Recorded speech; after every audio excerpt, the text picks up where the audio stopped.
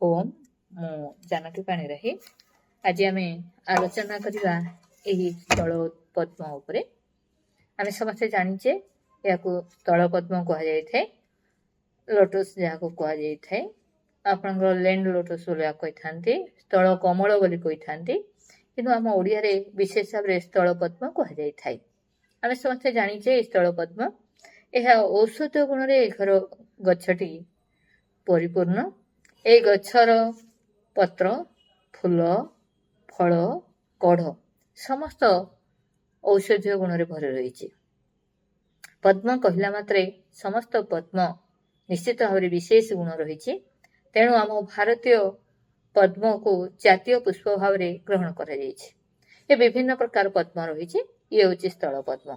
आयुर्वेदिक भाषा स्थल पद्म बहुत उपयोग होता है।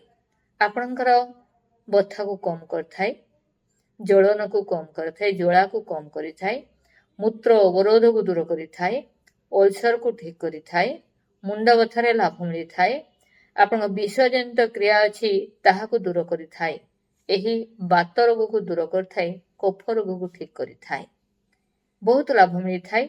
आपण एही फूल एही फूल विभिन्न को जगार आपको आपणकर बेसन दे कि चाउल चूना देकरी भजा कर विभिन्न स्वादिष्ट करी खाई थांती।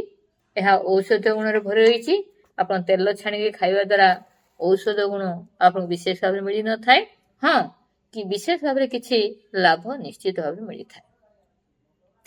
आर क्षीर को बाहर करी आपण जदि चक्षुरे कला परिस्थिति लगाती ताहले आपणकर चक्षुर बहुत समस्या दूर होता है।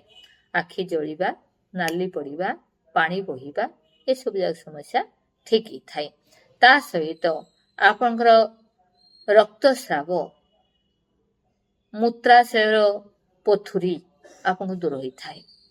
ये पत्र फूल को काढ़ा करके आप जदि पियंती ताहले आपन मूत्राशयर पोथुरी दूर हो जाए।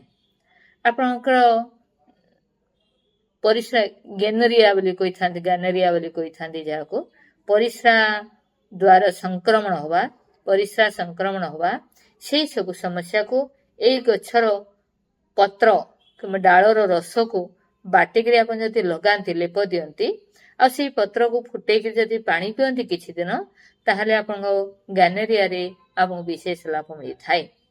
आपन साप जदि कामुड़ी या बिछा जदि कामुड़ी ताहले तार फल को बाटिक जदि आपन लेप दियंती ताहले आपन विषजनित प्रक्रियार दुष्प्रभाव कमी जाए। आपन जला प्रशमित होता है। ता सहित आपन आर गुण विश्वरोध गुण रही। जेकोसी आपन फुला अच्छी आपन बथा अच्छी जंत्रणा होची ताहले आपन ये फूल पत्र को काढ़ा करके आपन नियमित भाव में किछि दिन पीबे, अल्प परिमाण रे पीबे, जहाद्वारा कि आपको लाभ मिलता है।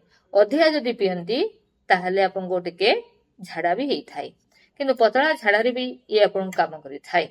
आपन जदि नियमित भाव में आर पत्र को आपन फुटेकी जदि पियंती ताहले आपन पतला झाड़ा रे लाभ मिलता है। रक्तस्राव जेकोसी कारण रक्तस्राव होची ताहले रक्तस्राव रे आपन को विशेष लाभ मिलता है।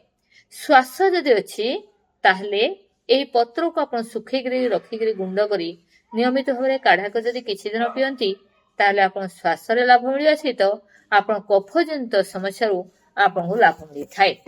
ये होची आपनकर विभिन्न समस्या को दूर करिया पई, अल्सर को ठीक करिया पई, मुंड बथार भी आपन लेप देई परिबे आ आपको फुटेकरी नियमित भाव में किछि दिन पी परिबे। देखंतु तो एही स्थल पद्म केवल पूजा पाई नुह, केवल फूल देखिया पई ये तीनोटी कलर होता है।